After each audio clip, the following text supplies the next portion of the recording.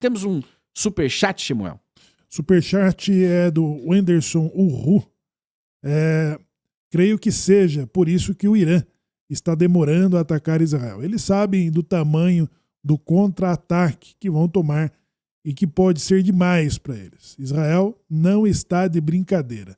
O Anderson está interagindo aqui com o Superchat. Você também pode apoiar o canal, destacando aqui a sua opinião sobre o que está acontecendo desses ataques preventivos que Israel lança contra o Líbano e o Hezbollah, e também como que reagem, né, tanto os israelenses e a comunidade internacional, como ela está interagindo. E é uma forma de você fortalecer todos os canais que trazem aqui um verdadeiro retrato do que está acontecendo no Oriente Médio e com Israel. Você pode também deixar o seu like, compartilhar o link dessa transmissão e se inscrever no canal. Se pela primeira vez, faça a sua inscrição e acione o sininho das notificações.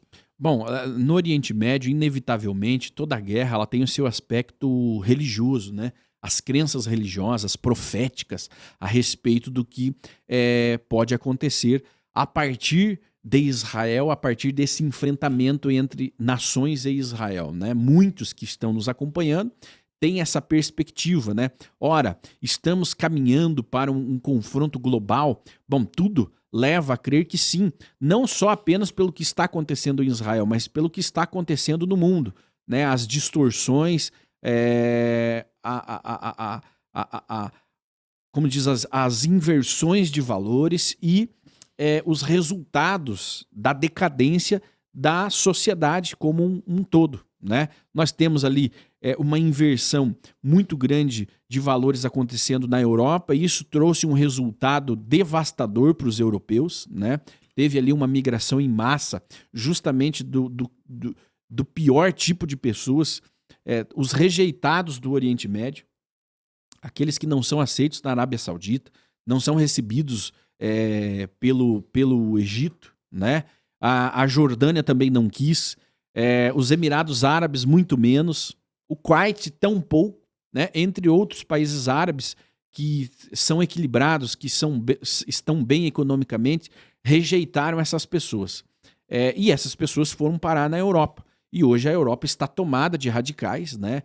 Sofrendo com violência, bem como os Estados Unidos, entre outros. Agora, essa questão, Samuel, de um enfrentamento global, justamente partindo da Rússia, né, e da China, quando se envolverem nesse conflito. Até alguém comentou no chat, quero ver quando a Rússia atacar Israel. Lembrando vocês que hoje em Israel tem mais de 1 milhão de russos vivendo lá. Bom, como em todos os lugares do mundo, existem muitos russos. Mas, justamente, uma guerra global escalando, inevitavelmente, ela terá como como início participação russa, chinesa, americana e por aí vai. E Israel no centro de tudo isso. Mas este é o momento em que a Rússia vai se envolver numa guerra contra Israel, Samuel? Bom, a Rússia ela está envolvida indiretamente, né? Como o Shimon bem disse, há uma população, talvez a maior comunidade russa fora da própria Rússia está em Israel. E a Rússia também tem interesses na região e não tem interesse nesse conflito, que é de um fundamentalismo religioso, e o conservadorismo do líder russo, ele não permite, não dá exatamente essa visão de um envolvimento direto, a não ser com os seus apoiadores, que estão através do Irã, a Coreia do Norte, a China, que estão inclusive fornecendo armas para a guerra que a Rússia está sustentando ali através contra os ucranianos. Sabemos que os drones que são usados para atacar a Ucrânia, do ataque russo contra a Ucrânia, eles são de fabricação iraniana. E a Rússia ela vai fazer e estabelecer uma fábrica de uma tecnologia iraniana dentro do seu próprio território. Ou seja, se hoje a Rússia tem a capacidade de construir em torno de 300 drones por dia, e esse potencial de uma tecnologia mostra que a parceria que os russos têm com o Irã, a Coreia do Norte, que são exatamente esses países que estão fornecendo armamentos, a Coreia do Norte, inclusive, mandou efetivo militar para apoiar os russos nesse conflito contra a OTAN. Por que contra a OTAN? Porque a OTAN indiretamente também está apoiando a Ucrânia na defesa da invasão.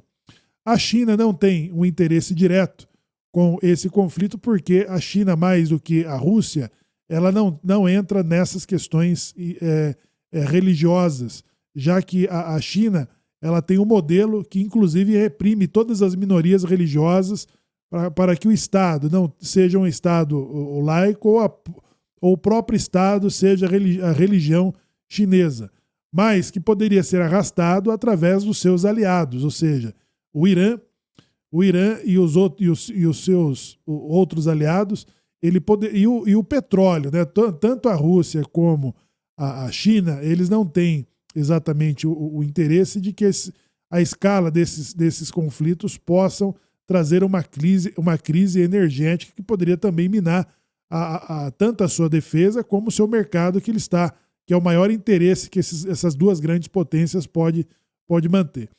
Então, há os interesses em comum que esse eixo do BRICS mantém ali entre esses aliados, mas também o envolvimento desses grupos. Por exemplo, a Coreia do Norte.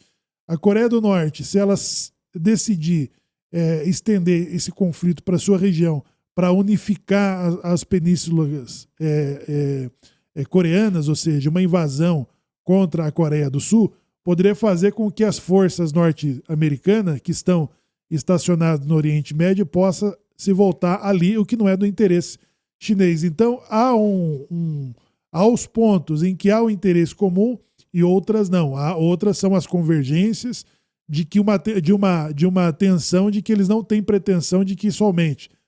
Agora, sobre o conflito mundial, sobre essa guerra de Gog e Magog, ela pode ultrapassar todos esses interesses e arrastar todas essas potências para um ataque contra Israel. É possível, né?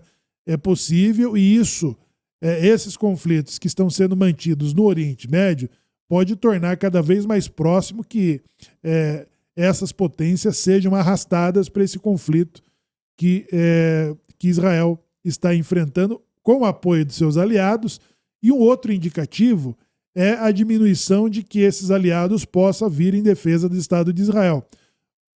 Como já aconteceu nesse mesmo conflito, o Irã conseguiu provocar que os países aliados prometessem não defender Israel em determinados conflitos, né? Ou seja, quando da invasão israelense em Rafah, esses países aliados eles prometeram que não iria vir em defesa de Israel com as consequências dessa decisão.